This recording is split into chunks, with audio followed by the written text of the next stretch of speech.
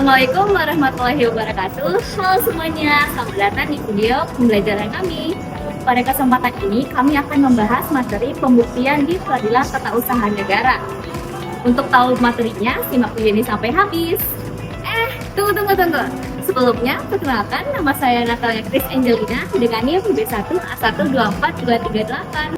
Saya Saskia Nur Habibah dengan NIM B1A124231. Nama saya Zafira Sararevi dengan NIM B1A124240. Perkenalkan, saya Graciela Gabriela dengan NIM B1A124243. Perkenalkan, saya Nabila Sadira dengan NIM B1A124256. Saya Sabita Astia Rahma dengan NIM B1A124267.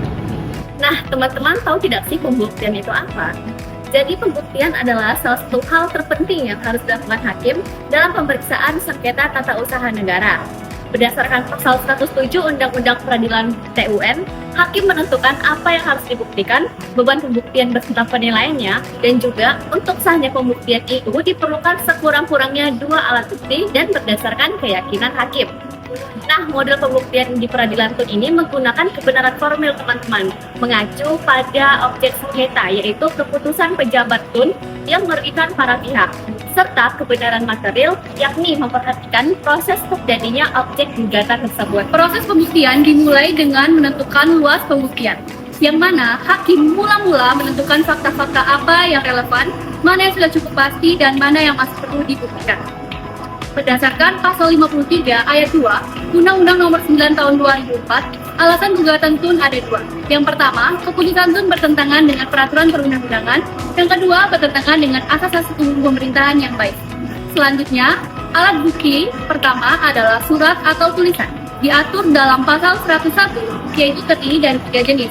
Yang pertama, akta otentik, yang kemudian memiliki 3 kekuatan pembuktian. Yang pertama yaitu kekuatan formil, membuktikan para pihak sudah menerapkan apa yang ditulis dalam akta.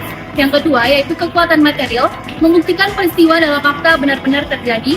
Dan yang ketiga yaitu kekuatan berikat, membuktikan para pihak telah menghadap pejabat umum pada tanggal tersebut.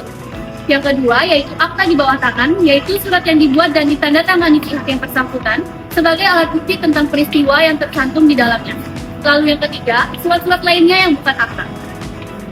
Dari surat-surat ini akan tampak apakah penerbitan keputusan TUN telah sesuai dengan prosedur peraturan perundang-undangan atau tidak.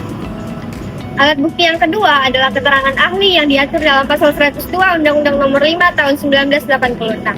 Keterangan ahli adalah pendapat orang yang diberikan di bawah sumpah dalam persidangan tentang hal apa yang ia ketahui menurut pengalaman dan pengetahuannya.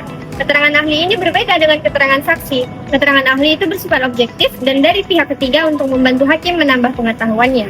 Sedangkan saksi memberikan keterangan tentang kejadian suatu peristiwa yang ia alami sendiri. Ahli bisa dari berbagai bidang seperti ilmu administrasi, ilmu kedokteran, ahli perguruan, atau ahli bahasa.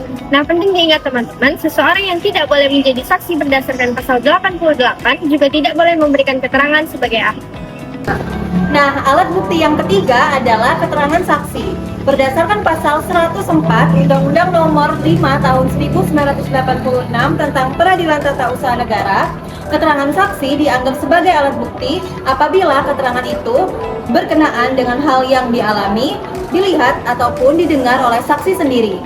Nah, kekuatan terbesar dari keterangan saksi adalah yang diberikan di muka hakim dan di bawah sumpah.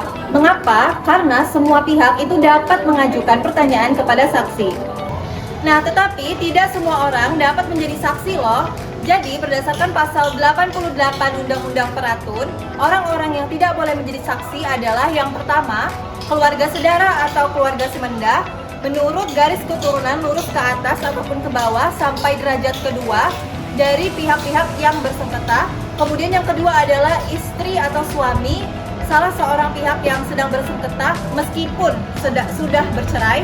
Kemudian yang ketiga adalah anak-anak yang belum berusia 17 tahun, serta yang terakhir adalah orang yang hilang Alat ingatan. bukti keempat adalah pengakuan para pihak. Pasal 105 Undang-Undang Nomor 5 Tahun 1986 menegaskan bahwa pengakuan para pihak tidak dapat ditarik kembali kecuali berdasarkan alasan yang kuat dan dapat diterima oleh hakim. Pengakuan penggugat tertuang dalam replik, sedangkan pengakuan tergugat tertuang dalam duplik. Pengakuan para pihak harus didukung oleh alat bukti lain, misalnya pernyataan kepemilikan tanah harus disertai sertifikat tanah. Alat bukti kelima adalah pengetahuan hakim. Berdasarkan pasal 106, pengetahuan hakim adalah hal yang olehnya diketahui dan diyakini sebenarnya, termasuk hasil pemeriksaan setempat. Misalnya hakim langsung memeriksa gedung yang dinyatakan melakukan pelanggaran garis sepadan atau tanah yang termasuk jalur hijau. Pasal 100 ayat 2 Undang-Undang Nomor 5 Tahun 1986 menyatakan bahwa keadaan yang telah diketahui oleh umum tidak perlu dibuktikan. Ada 4 fakta yang dikecualikan. Yang pertama, fakta yang sudah diketahui oleh umum, misalnya keberadaan fasilitas umum. Yang kedua, fakta kausal yang sudah jelas, seperti peluru yang ditembakkan itu akan membahayakan jiwa. Yang ketiga, fakta prosedural selama pemeriksaan. Saksi yang sudah didengar itu tidak perlu dihadirkan kembali. Yang keempat, eksistensi hukum. Hakim selalu dianggap mengetahui hukumnya. Mengenai beban pembuktian, pasal 107 menentukan bahwa hakimlah yang menentukan apa yang harus dibuktikan, siapa yang menanggung beban, serta penilaiannya. Ini berbeda dengan hukum acara perdata berdasarkan pasal 1865 DW yang mewajibkan siapa yang mendalikan suatu hak untuk membuktikannya sendiri. Mengingat besarnya kekuasaan hakim tata usaha negara dalam beban pembuktian, hakim dituntut bersikap arif dan bijaksana serta berpegang pada prinsip keadilan, tidak hanya dari sisi intelektual, tapi juga kualifikasi moral.